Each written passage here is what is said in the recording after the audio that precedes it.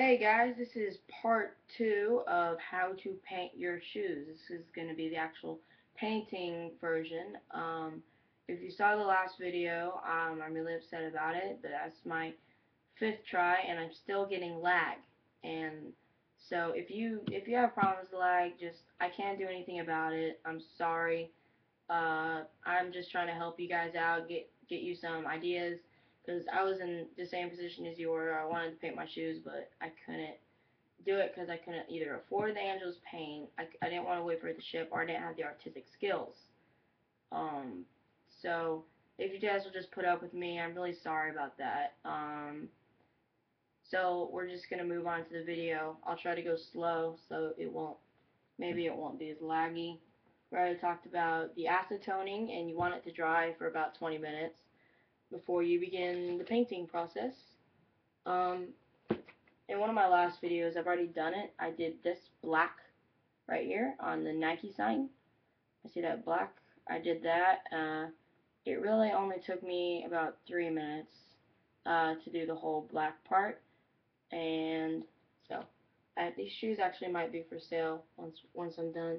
It depends if you guys are interested into it.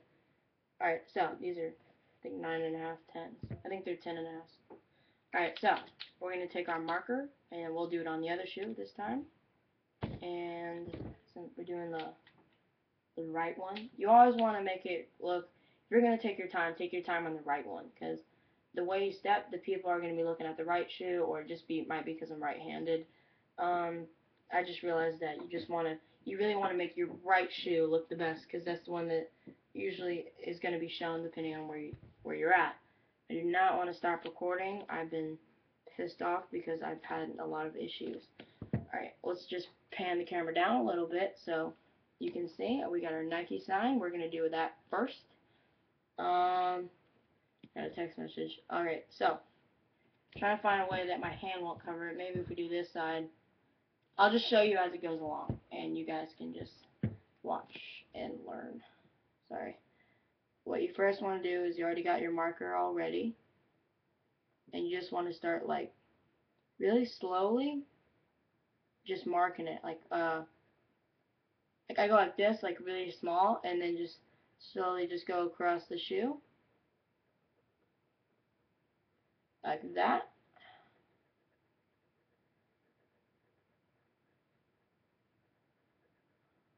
Alright.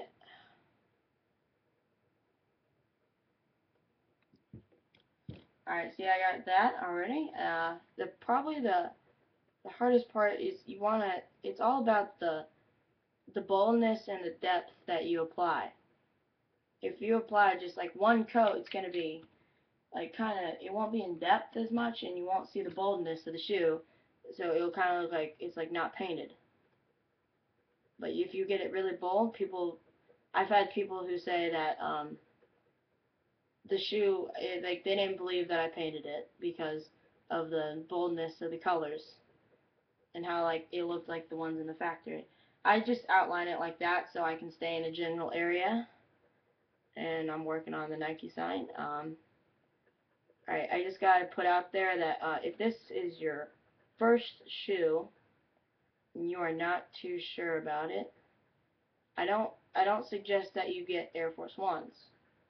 Have you ever heard of US Polo Assassins? I have a academy right next to me. I can pick them up there. They're 20 bucks. I just use them either to practice the marking, or I used them when I first started off because they were cheap and I didn't know exactly what I was doing yet. I didn't know what I was getting into.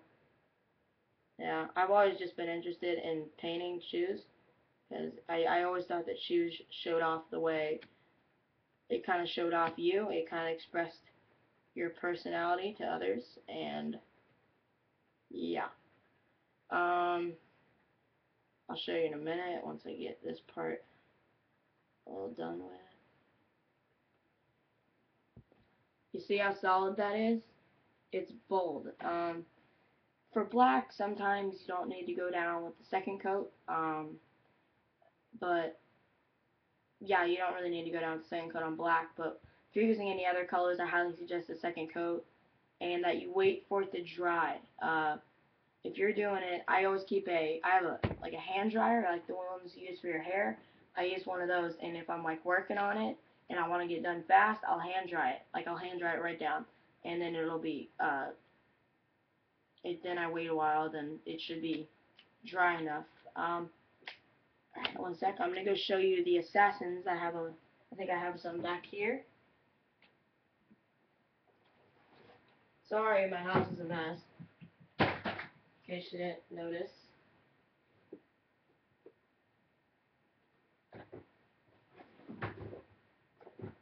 I got Air Force Ones. I did these.